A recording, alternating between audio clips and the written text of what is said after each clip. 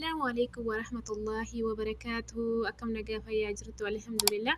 الرمى وان أجائبة أوديس نيفته مالي جتون كيسن نورو وان اسم فرق وان قبل جوال مخين يخنا أكا جوال خين يخوني كاميرا الآن نمني نهر دفاجر وان نتجوال خنا نهجنو رسالة نتنما في إرجنو ريكوردي نتنما في قبلنا ما إرجنو نمني نو في إرجو خراف واتسابين هاته إيمون هاته yeroo nuti viidiyoo nama hojjatu namni viidiyoo nu hojjatu waan takka jechuun waan nuti jawwaala kana hojjennu guutuu isaa nu hordofuu jiran jechuudha warri googilii. YouTube viidiyoo nuti YouTube irratti ilaallu Facebook irratti ilaallu maal akka nuti hojjechuu jirru guutuu isaa beekan jechuudha. Akkasumatti immaas isaan bira jirti jechuudha. Yoo suuraa namaa ergitanii jiraattanii wanni isin hojjettanii guutuun isaan bira jirti.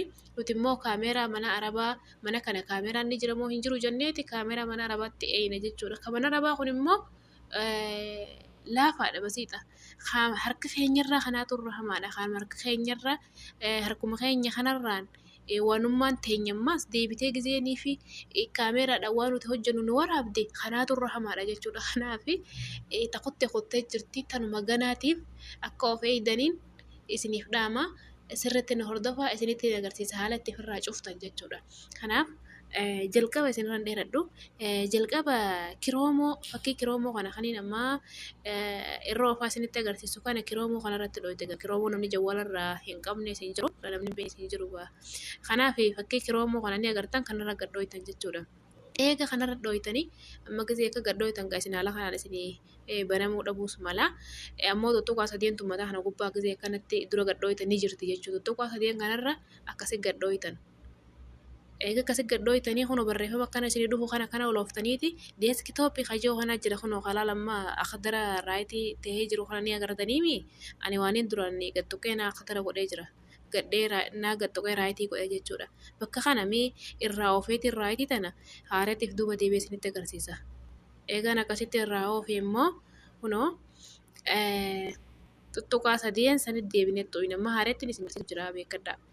Eegaan akkasitti gad xooyine kunoo amma raayitii irree osoo jirti hin jirtu jechuudha. Bakka kana immoo sanduuqa kana keessa akkasitti gad xooyitanii raayitii gootan jechuudha. Raayitii ta'ee jira kunoo raayitii jira agartaniimi ammas deebitaniiti. Sitiingis haja'u kana kunoo barreeffama takka gatan biftanii isa lamaffarra jiru kana akkasitti irra gad dhoytan. Eega akkasitti irra gad dhoytan kunoo haala kanaanii isinii fida jechuudha. Barreeffama kana isinii fida.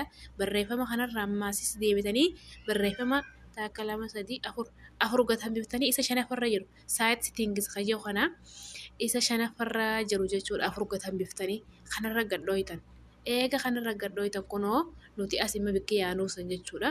Kanneen kunoo laal. Kanarraa amma lookeeshin kajoo kan bootaa nuti jirrullee jechuudha. Lookeeshin kana nu ilaalaa jiran. Lookeeshin kajoo kanarratti akkasi gad dhoytanii eega akkasi gad dhoytan kunoo kiyya lamma oof ta'ee jira. Keessayyoo kanatti oon ta'ee akkanatti jiraate immoo akkasitti oof godhattan. Ammallee duuba deebi'ee isinitti agarsiisa. Ammas deebitaniiti kaameeraa kajoo kana ni agartaniimi kaameeraa kanarratti dhoytan. Eega kaameeraa kanarratti dhoytanii kunoo kiyya amma cufaa jira oof ta'ee jira jechuudha. Keessayyoo kana jiraate akkana gootan. Ammallee duuba deebitaniiti ammas maayikiroofoonoo hajoo kana ni agartanii rikoordii nuti namaaf qabnu rikoordiis asiin nu hordofan jechuudha. Bakka rikoordii kanarra gad dhoytanii kiyya ammallee cufaa jira agartaniimi. Yoo keessayyoo kana jiraate akkana gootan isinirraa cufame wanti takka jawwaala keessan isin namni isin hordofuu danda'u hin jiru jechuudha.